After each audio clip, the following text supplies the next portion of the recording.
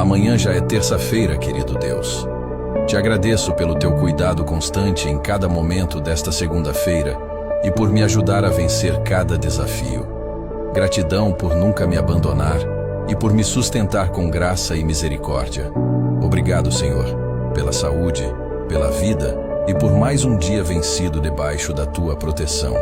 Perdoa os meus pecados e ajuda-me a fazer a tua vontade.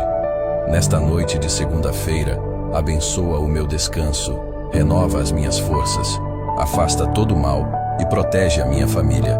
Entrego em tuas mãos toda a ansiedade, medo e angústia do meu coração. Cura o meu interior.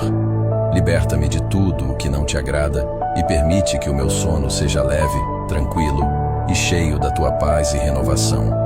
Em nome de Jesus. Amém.